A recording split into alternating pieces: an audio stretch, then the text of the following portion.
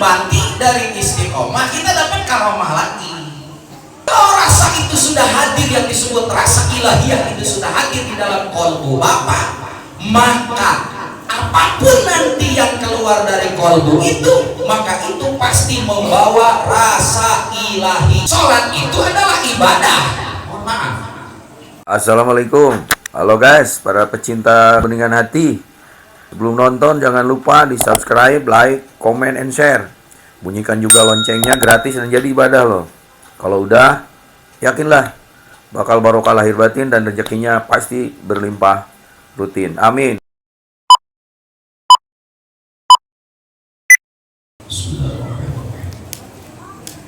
Assalamualaikum warahmatullahi wabarakatuh.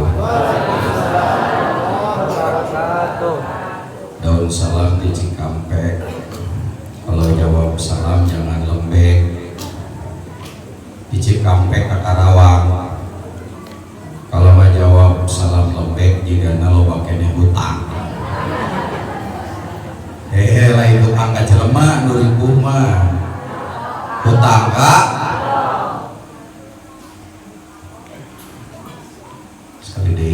Assalamualaikum warahmatullahi wabarakatuh. Waalaikumsalam warahmatullahi wabarakatuh. Bismillah, alhamdulillah, wassalatu wassalamu ala rasulillah wa ala alihi wa sahbihi wa mawala, la hawla wa la quwwata illa billah. Wa ba'du ilahi anta maqsudi wa ridhaka maqlubi a'tini mahabbataka wa ma'rifataka.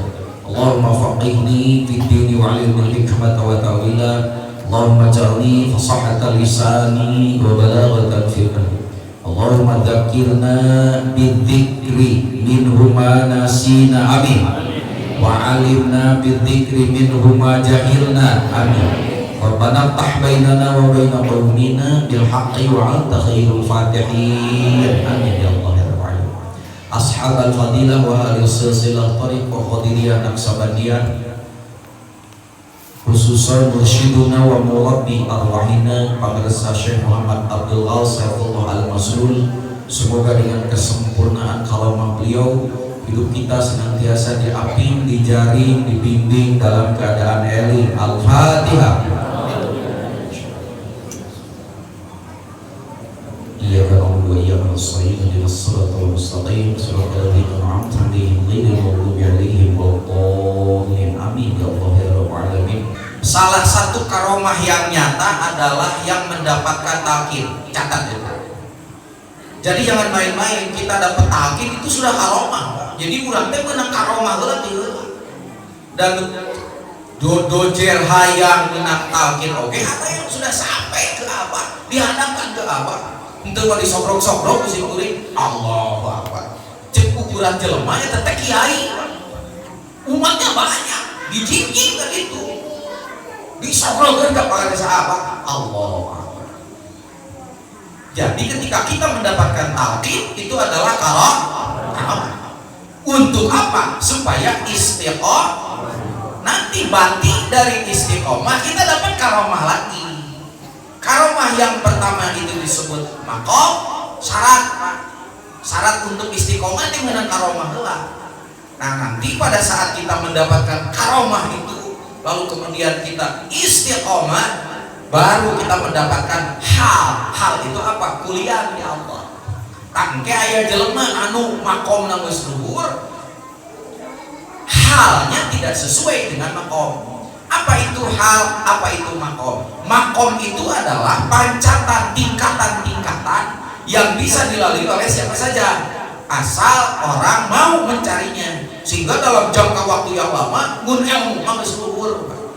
Apa itu hal? Hal itu buah dari makom. Itu mah karunia kuliah dari Allah. Idealnya antara makom dengan hal itu seimbang.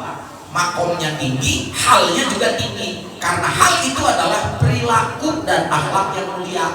Bati dina makom. Muncul bahasa urang mah ilmu luhur kudu nage akhlak nage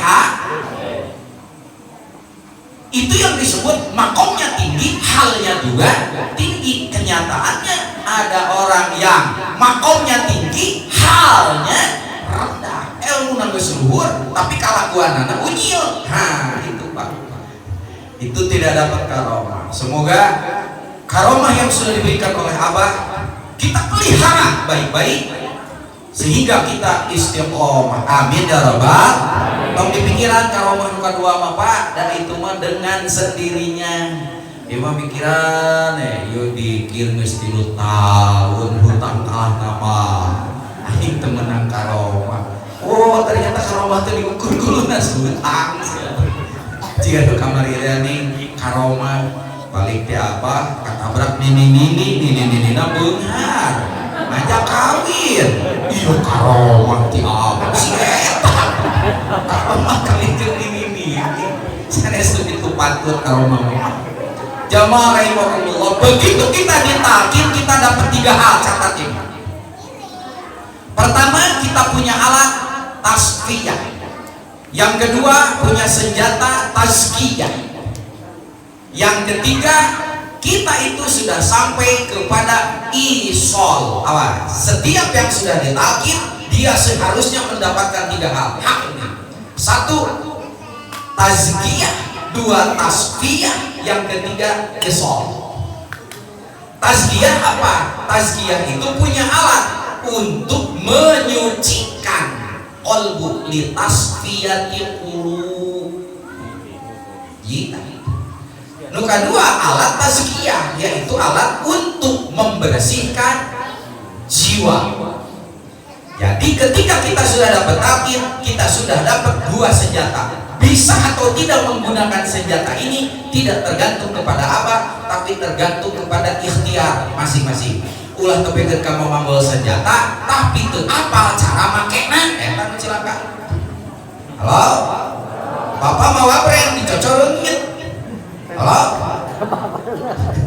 ditembak Pak atuh pae jeung bapak-bapak ada jika sekabayan bapak mau alit tapi teu apal ngagunakeun alit atuh naon bedana jeung geus ditakir tapi teu bisa ngagunakeun tina makanya kedah tolabul ilmi wajib. Dalam hikmah ilmiah saya yang awal-awal saya katakan bahwa hikmah ilmiah itu sakral. Kenapa? Karena melengkapi rukun daripada ma'rifat. Apa rukun ma'rifat? Kan sudah dibahas, tinggal lihat di YouTube. Nah, dari yang 3 itu saya ambil yang terakhir. Yang terakhir ini apa? Isol. Isol itu apa? Disambungkan kembali, dideheskeun kembali ruhnya kepada Allah. Itu yang paling berat. Kenapa? Allah sendiri yang mengatakan bahwa setiap manusia yang lahir ke dunia, awas, setiap manusia yang lahir ke dunia, maka ruhnya yang sudah mukallamah dengan Allah di alam arwah pasti dalam keadaan ghafil.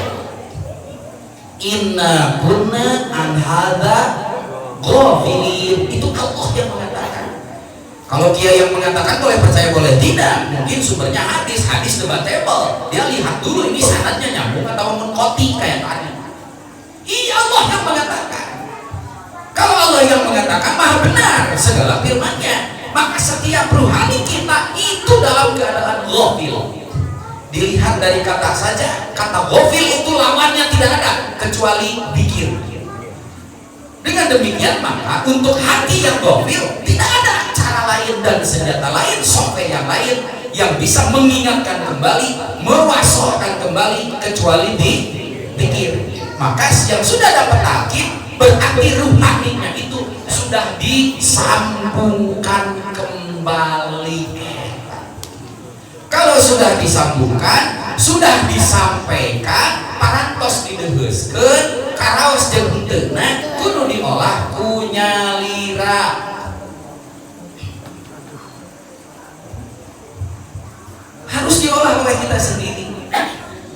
Jika kamari urang teh pada diwisolkeun ka Istiqlal. Didugikeun ka Istiqlal. Alhamdulillah. Kayak nutos ngadamel jas, ibu-ibu respon, wah, kayak nutos buncit hayam, kayak nutos nyebrang kapal, alhamdulillah, terjadi. Ada apa hikmah di balik ini? Pembelajaran dari Abah. Abah kan cuma ngetes kayak dulu dia gini-ginan. Kalau mau mengikuti Abah, tanggalkan rokok. Bahasana tanggalkan. Aduh, tafakuran. Tungtung nanti ayah nu nakal teh gini-ginan. Tanggalkan rokok. Oh berarti kalau mau merokok pilihan tanggalkan pergi sih. Ayah tanggal merokok tidak. Padahal itu ada kata simbol, kata istiqlal saja itu penuh dengan makna hakiki. Kata pengerasa Kiai Lukman tadi, jadi ada maknawi, ada hakiki. Isol disampaikan ruhani kita kepada Allah, itu bukan mata zahir yang akan merasakan, tapi mata batin. Mata batin itu intinya ada di kolbu. Inti dari kolbu adalah rasa. Makanya kata Abah, manusia itu harus mengasah rasa ini macam-macam. Maka kalau rasanya masih macam-macam, bawa ke sirna rasa yang lain, sirnakan. Halo? Ini beda kan rasanya. Aya anu rasa loba hutang, aya anu rasa kecewa. Akibat teh ka dieu bumi geus betah we di iman. Halo?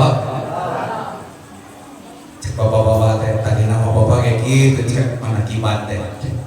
Mah sudah di imah teh ya Allah mesraling kanan cilik. Oh. Cek ibu-ibu wah ngomong we sih kasih di manehna. Pamajikan nganggo goreng pamajikan, salaki nganggo goreng pamajikan nganggo goreng salaki. Berarti dua anak tukang dagang gorengan. Halo? Nah, sekarang kita cek. Kalau kita sudah diwisolkan oleh Abah ke hadirat ilahi, cek apakah kita sudah merasakan rasa ilahi. Sekali lagi, apakah kita sudah merasakan rasa ilahi? Rasa ilahi itu rasa ruh kita. Intinya ada pada kolbu. Makanya yang harus dijaga itu kolbu. Karena yang akan menghadap Allah bukan pangkat Bapak, bukan kedudukan Bapak, bukan badan Bapak, tapi kolbu Bapak. Karena ayatnya juga jelas menyatakan illa man atallaha biqalbin, kecuali yang datang menghadap Allah itu dengan kolbu yang salim. Berarti yang bisa menghadap Allah adalah kolbu.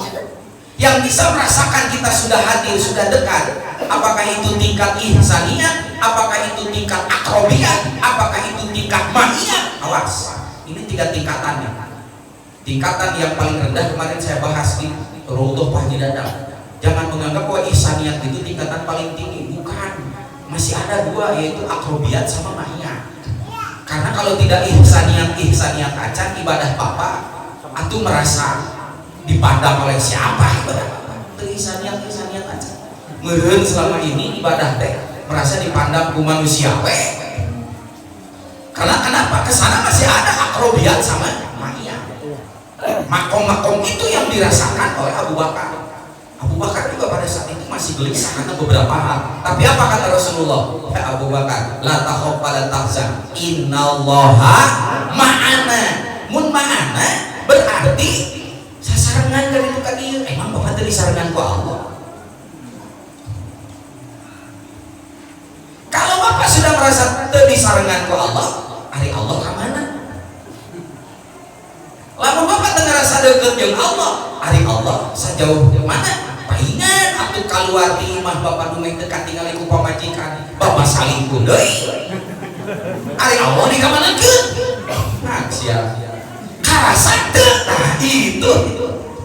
Kalau rasa itu sudah hadir, yang disebut rasa ilahiyah itu sudah hadir di dalam kolbu Bapak, maka apapun nanti yang keluar dari kolbu itu, maka itu pasti membawa rasa ilahi. Karena kolbu adalah terminal tempat segala perbuatan itu mengalir.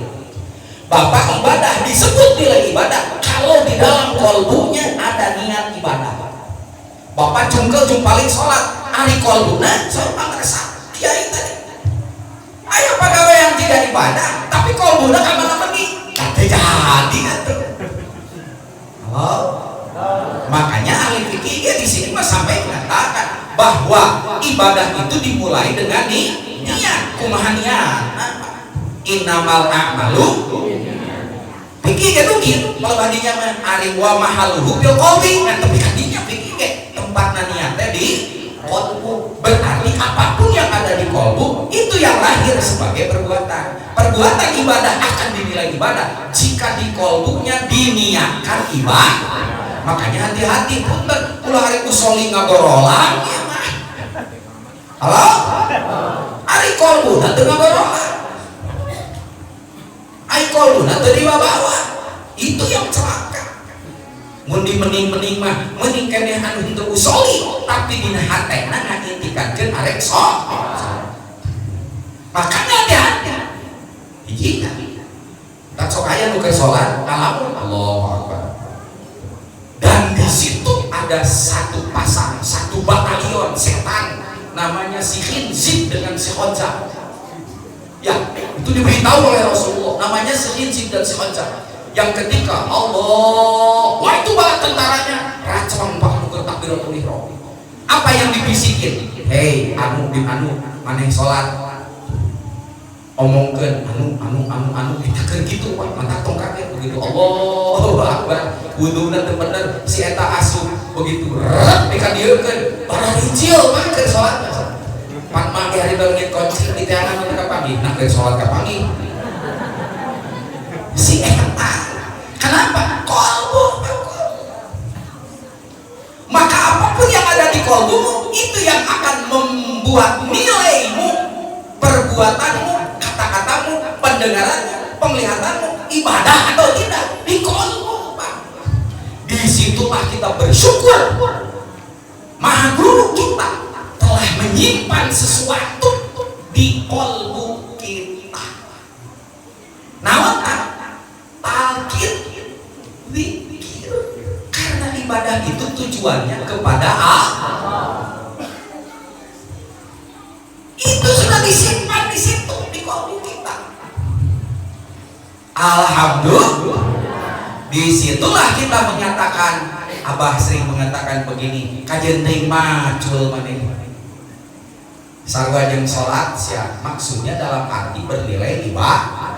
Nah, macul dinilaikeun salat sebab innamal a'malu niat. Segala sesuatu tergantung nih wa mahaluhu fil qalbi, tempatnya ada di qalbu kita. Ari di qalbuna geus dicecepkeun eta atuh Bapak bade macul, bade ngarit, bade leumpang, bade ka mana-mana geus teu kudu ngacapruk deui menyebutkeun nawaitul macul lillahi ta'ala. Teu kudu geus aya di dinya Bapak. Kartos. Itu sebab cek Abah pangaresa Abah disebutkeun pek sia macul tapi macul sia sarua jeung salat. Maksudna ieu Pak, sabab dina tempat seluruh sumber pekerjaan kita sudah diletakkan yang satu itu. Alhamdulillah. Pangi eta maksudna mah Allah kali. Coba lamun ayeuna urang can meunang eta saur pangaresa Pak Kiai Lukman tadi. Urang salat sebenarnya mah aing disebut munafik mah bisi molotot teuing juga paling hari hatena ka mana-mana nih. Mantap tong kaget salatnya tidak berhak tong ka salat. Urang balikeun we ayeuna mah kana hal yang membuat salat itu bisa jadi apapun. Da wudu oge punten. Ibadah dohirnya mah hanya sekedar mencuci anggota wudu. Ari batinnya dicuci enggak? Ari tempat batin sanes dina anggota tubuh. Tempat batin adalah di qalbu. Makanya jangan kaget Pak, ada orang yang wudu tapi ketika beak cari sabak. Jika Bapak nih kalau wudu teh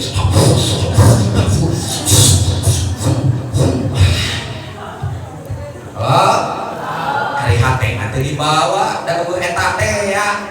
Maka sekarang saya tanya, awas Bapak, kumur nih, kumur itu sunnah, istinsa kadieu ngingseun cai kana irum sunnah, dan wajib nama cenah opat mangga aing resep kana pasunatan mah ngusap beungeut, mencuci kedua belah tangan sampai siku, ngusap mastaka, dugikeun ka musab sampean kitu cenah dina Quran mah ajengan mah abdi mah sok kekumu mah ajengan abdi sok istinsa ngingseut cai kana pangambu mah ayeuna urang tingali bapak kumur-kumur tepikeun ka di bula-bula ka ditu ka dieu kira-kira keur ngabersihan naon apa kulat nyata tai gigi bang tapi kan kieu-kieu bila perlu pakai susur sholat gitu-gitu terus bapak ngingseut irung kana cai disebutna istinsak ngingseut irung kana cai ngingseut cai kana irung dan kita ngecek kita connect keneng sih kamu jam 10 awas bapak ngingseut cai kana pangapung disebutna istinsak pangarsa abah ngajarkeun ge tepikeun ka dieu seueur kalebet ternyata itu menurut medik luar biasa sih matakan tingali tata cara mursyid kita berwudu didinya heula pan kitu keur ngabersihan naon korok bahasa Cina apalagi bahasa Cina nya nu ngabarapa ya leho sekarang saya tanya kulat bersih di kekemuan tepikeun ka diburakeun tepikeun ka geus teu bau deui tapi nah cariosan kotor kata-kata yang membuat tetangga terpusing kata-kata yang rarungsep nah teu kapalikeun ku kakemu halo kenapa bapak istinsak mengisap air ke hidung korongna keluar lehongna keluar tapi ketika bapak ngerasa momplong tapi kebaikan tetangga teu kaameuh ku bapak nu kaameuh kita tangga teh kagorenganana we ka jenting imahna 7 meter kenapa raihatul jannah tidak pernah masuk ke hidung bapak bapak mau banget tapi kan gak dibersihan teu malantis tapi kenapa mukamu masih muka tebal seperti badak tegap-tegap kaherak di hareupeun Allah bapak musab ceuli tapi kan dikorowekan kenapa panggilan ilahi tidak pernah terdengar lu kadenge teh ngukur kagorengan we bapak mencuci tangan sampai sikut tapi kan kebersih jeung daki-dakina tapi kenapa leungeun bapak masih kana resep nyokotan barang-barang dimimiti anu subhan tapi kan kanu haram bapak mau masuk jeung roromeheunana tapi kan kebersih tapi kenapa kaki bapak masih melangkah kepada hal-hal yang buruk kamana batin wuduna jawab karena selama ini wudhunya itu hanya pakai rasa jasmani rasa ruhani yang ada di kolbunya tidak pernah dibawa engke lamun wudhuna teu balik lumpat kana salat mage teu balik torojol teh ayat Al-Qur'an itu inna sholata tanha anil fahsya'i sholat itu adalah ibadah mohon maaf yang efek dari sholat itu bisa mencegah dari perbuatan dosa yang disebut fahsya dan munkar apa itu fahsya? Fahsya itu perbuatan dosa efeknya soranganeun bapak judi ke sorangan tapi bapak korupsi itu munkar karena padorakaan bapak dosa jadi kebagian munkar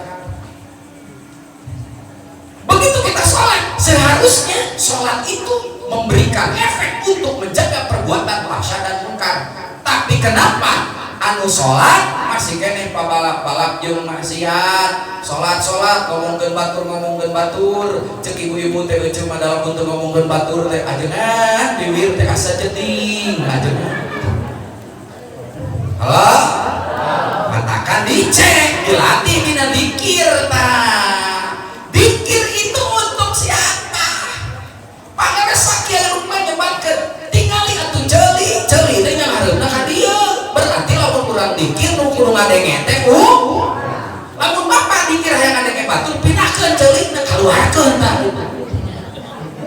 jadi lamun keur dikir itu teh sedang melatih diri kita ini dikir untuk siapa pan aya nu keur dikir teh la ilaha illallah bosan manehna beureum mimiti beuntal apa yang ada di sini saya papa dikira begitu mau mimiti pikiran batur ngenge ceceling ka aya sama urang dikirna di dieu teh teh di bawah dikir tapi gegan ningali eta dikir mun gitu-gitu amat kali biasa-biasa aja ya no lah tadi nate mah kitu ayo siap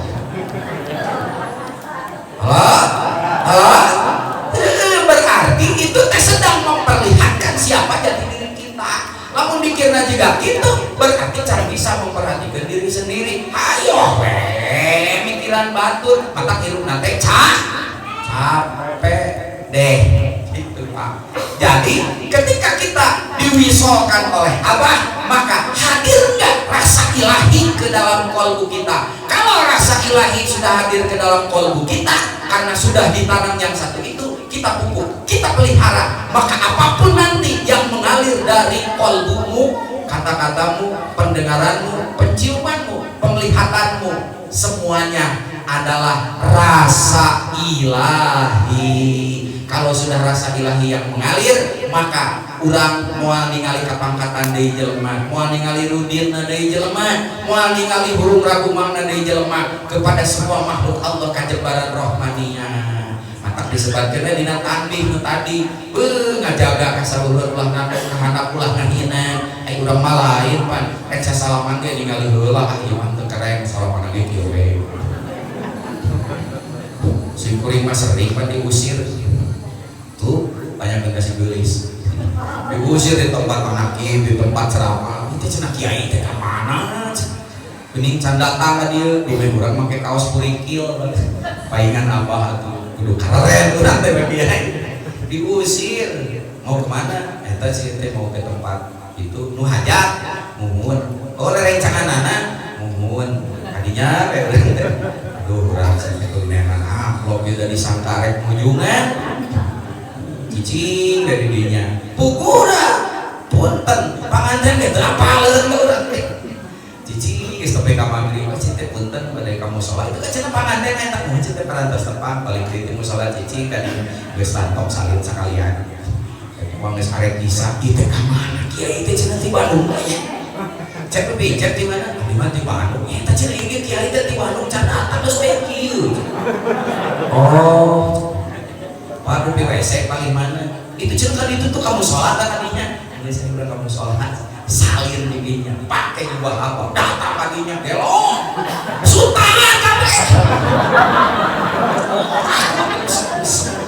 juring sirat gitu ini kurang nanya tak cilakan ada kurang sama bayang dihukum-hukum ke jelema di dia teh ayat kan WC mata di dia teh ayat meliti ketika kita diperlakukan seperti itu padahal mah biasa-biasa aja kali iman tuh anjir jika orang terus ceramah iya aing segitu ceramah hade muji ke orang si eta iya orang segitu dikir si eta di mana berarti si eta can bersih tazkiyah tasfiyah isol semua dengan karomah kepada sahabat kita terus naik istiqomah sehingga kita mendapatkan kemuliaan di mata Allah Subhanahu wa taala dengan karomah pengerasa abah dengan limpahan ilmu para wakil talqin semuanya. Al-Fatihah. Shiratal ladzina an'amta 'alaihim ghairil maghdubi 'alaihim waladdallin. Amin ya Allah ya rabbal alamin. Wabillahi taufiq wal hidayah. Wassalamualaikum warahmatullahi wabarakatuh.